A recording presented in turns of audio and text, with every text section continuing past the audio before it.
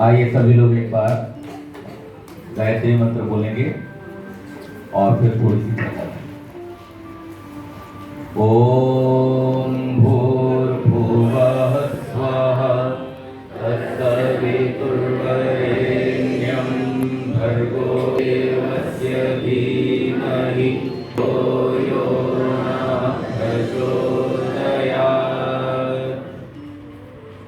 आर्य समाज चेंबूर के प्रधान श्री वेद प्रकाश गर्ग जी, मंत्री श्री वीरेंद्र बिरमानी जी, आर्य समाज के विद्वान पुरोहित श्री यज्ञदेव आर्य जी, हमारे बीच में अतिथि रूप में उपस्थित श्री विनोद भाई विलानी जी, इस कार्यक्रम के निर्णायक मंडल,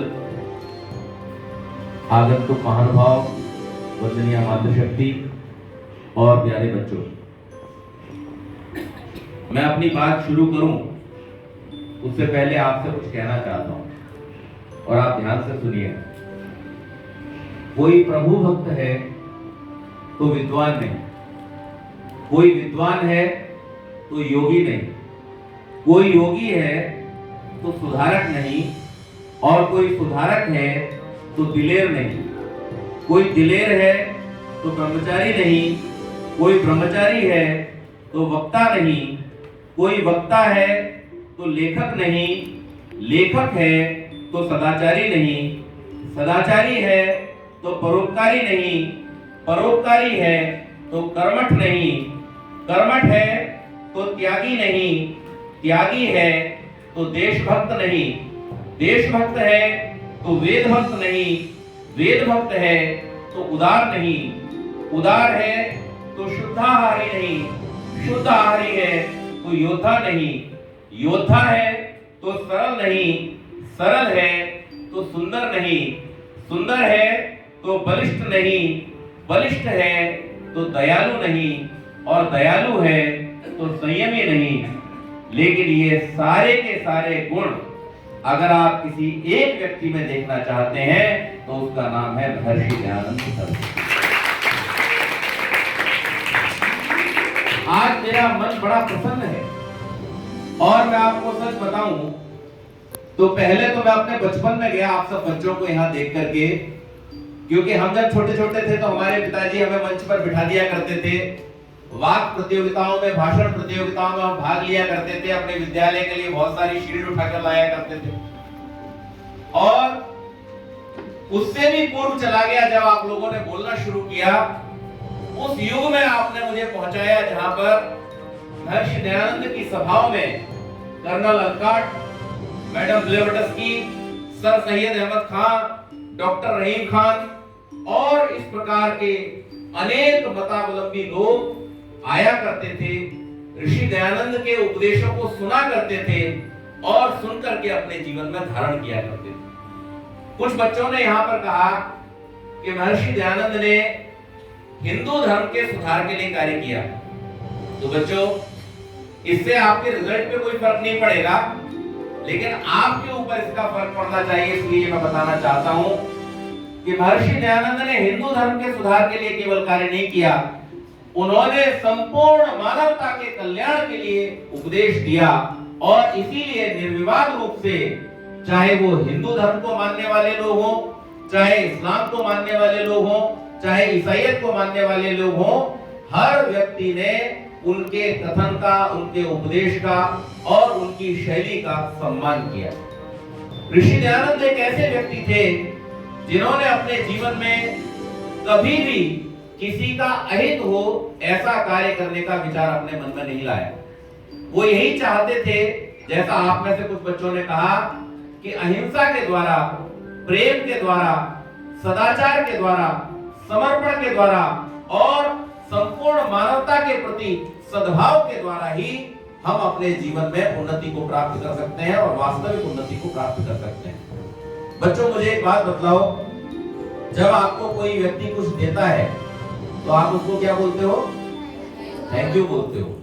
तो जिस भगवान ने हमें ये सारा का सारा संसार दिया, इतने अच्छे अच्छे फूल, फल आदि, देखो ये मेरा सम्मान करने के लिए आदरणीय प्रधान जी ने फूल दिया, इस फूल को हम किसी लेबोरेटरी में बना सकते हैं? नहीं बना सकते। तो जिस परमात्मा ने हमारे जीवन को चलाने के लिए सारे पदार्थ दिए, उसको हमें क्या बोलना चाहिए? ये महर्षि दयानंद की पहली शिक्षा थी। वो चाहते थे कि हर व्यक्ति, चाहे वो किसी भी रिलीजन में, किसी भी संप्रदाय में जन्म क्यों न लिया हो, लेकिन उसका ये पहला कर्तव्य बनता है कि वो हमें जन्म देने वाले और हमारे सुंदर संसार को बना भगवान का धन्यवाद अवश्य करे। चाहे वो उसको गॉड कह करके धन्यवाद करे, चाहे वो उसको ईश्वर कह के धन्यवाद करे, उसको अल्लाह खुदा कह करके धन्यवाद करे, कुछ भी कह करके धन्यवाद करे, लेकिन सृष्टिकर्ता का धन्यवाद करना आवश्यक है। दूसरी बात मुझे बताओ, ये जो सुंदर वायु हम लेते हैं, शुद्ध जल हम प्राप्त करते हैं, और इस पृथ्वी पर जहां से हमें अन्न आदि प्राप्त होता है, इन सबको अगर हम गंदा कर दें तो कल को नुकसान किसका होगा? तो ऋषि दयानंद की दूसरी शिक्षा ये थी कि हम सबको जिस वातावरण से शुद्ध वायु, शुद्ध जल, शुद्ध अन्न आदि प्राप्त होता है, उस वातावरण को हम शुद्ध करें। और उसके लिए उन्होंने ऋषियों की परंपरा जो अग्निहोत्र है, हवन है, उसके लिए हम सबको प्रेरित किया। और जैसे अभी एक बेटी कह रही थी, जिन माता पिता ने हमको जन्म दिया, क्या उनको हमें धन्यवाद नहीं बोलना चाहिए? उनकी हमें केयर नहीं करनी चाहिए? अवश्य करनी चाहिए, क्योंकि उन्होंने हमें उस समय संभाला जब हम असहाय थे। इसलिए जब हम उनकी उम्र में पहुंचे और उनका शरीर जब शिथिल हो जाए, तो हमें भी उनकी सेवा करनी चाहिए। और विद्वानों का, जिनसे हमें ज्ञान प्राप्त होता है, जिनसे हमें विद्या प्राप्त होती है, ऐसे विद्वानों को क्या कहा गया है? अतिथि कहा गया है। जो समाज का कल्याण करते हैं, ऐसे महापुरुषों को क्या कहा गया है? अतिथि कहा गया है। और जो सबके लिए भलाई का काम करते हैं, ऐसे लोगों को क्या कहा गया है? अतिथि कहा गया है। तो ऐसे अतिथि लोगों का सत्कार करना और उनको सहयोग करना, ये भी हमारा कर्तव्य है। अच्छा मुझे ये बताओ, आप में से कितने बच्चे ऐसा सोचते हो कि अगर इस धरती पे केवल मनुष्य रहे तो उसका जीवन ज्यादा सुखी होगा, या अगर सब प्राणियों के साथ में हम रहें तो हमारा जीवन ज्यादा सुखी होगा? कौन सी वाली बात आपको ज्यादा अच्छी लगती है? दूसरी वाली। अगर सारे प्राणी रहेंगे तो हमारा जीवन ज्यादा सुखी होगा। और यही बात ऋषि दयानंद की पांचवी शिक्षा है। वो कहते थे, जियो और जीने दो। जितना तुम्हारा जीने का अधिकार है संसार में, उतना ही अन्य पशु पक्षी प्राणियों का है। छोटे छोटे कीट पतंगों का भी उतना ही अधिकार है। समुद्र में रहने वाली मछलियों और कछुओं का भी उतना ही अधिकार है। हम सब उस परमात्मा की, उस भगवान की संतान हैं। अगर उनकी जरूरत नहीं थी तो उन्हें बनाते ही क्यों? उसने उन्हें बनाया है। इसलिए जितना हमारा इस संसार में महत्व है, उनका भी उतना ही महत्व है। और इसलिए ऋषि दयानंद ने कहा कि हमें कभी भी उनको सताना नहीं चाहिए। तो ऋषि दयानंद ने एक ओर जहां हमारे जीवन का उत्थान किया, उसके लिए हमें उपदेश दिया, दूसरी ओर उन्होंने समाज में जितनी कुरीतियां फैली हुई थी उस समय हमारे देश के अंदर, हमारा देश तो ऋषियों का देश है, हमारा देश तो वेदों का देश है, हमारा देश तो महापुरुषों का देश है। इस देश के अंदर बहुत सारी कुरीतियां फैल गई थी। उन कुरीतियों को दूर करने का कार्य ऋषि दयानंद ने किया। और अशिक्षा के वो प्रबल विरोधी थे। उन्होंने आर्य समाज के जो नियम दिए, उसमें उन्होंने क्या कहा? अविद्या का नाश और विद्या की वृद्धि करनी चाहिए। हर व्यक्ति को अपने स्तर पर प्रयास करना चाहिए कि वो संसार में जितना अधिक हो सके ज्ञान का प्रचार प्रसार करे, विद्या का प्रचार प्रसार करे। और बच्चों, विद्या प्राप्त करते हैं तो क्या होता है? विद्या प्राप्त करने से क्या होता है? ज्ञान बढ़ता है। ज्ञान बढ़ने से क्या होता है? यश प्राप्त होता है। यश प्राप्त करने से क्या होता है? प्रगति होती है, विकास होता है। और ये प्रगति, विकास और यश हम क्यों चाहते हैं? अल्टीमेटली ये हमको सुख देता है। क्या देता है?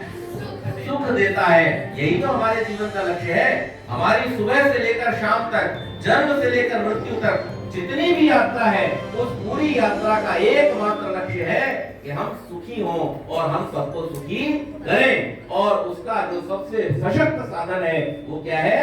वो विद्या है। इसलिए ऋषि दयानंद चाहते थे कि हर बच्चा शिक्षित होवे, और विशेष रूप से वो स्त्रियों की शिक्षा पर बल देते थे कि जितनी स्त्रियां शिक्षित होंगी उतना ही हमारा समाज सुव्यवस्थित बनेगा। तो ये ऋषि दयानंद की इतनी सारी शिक्षाएं, और इसके साथ साथ हमारे देश की स्वतंत्रता में जो उन्होंने योगदान दिया वो भी महत्वपूर्ण है। तो हम सब बच्चे आज जो यहाँ पर उपस्थित हैं, हम सब एक विचार यहां से लेकर के जाएंगे कि ऋषि दयानंद को हम जानेंगे, उनके कर्तव्यों को, उनके जीवन में किए हुए कार्यों को हम जानेंगे और जान करके उसी प्रकार से अपने जीवन में भी हम राष्ट्रभक्त बनेंगे, प्रभु भक्त बनेंगे और संस्कृति की रक्षा करेंगे। बहुत बहुत धन्यवाद।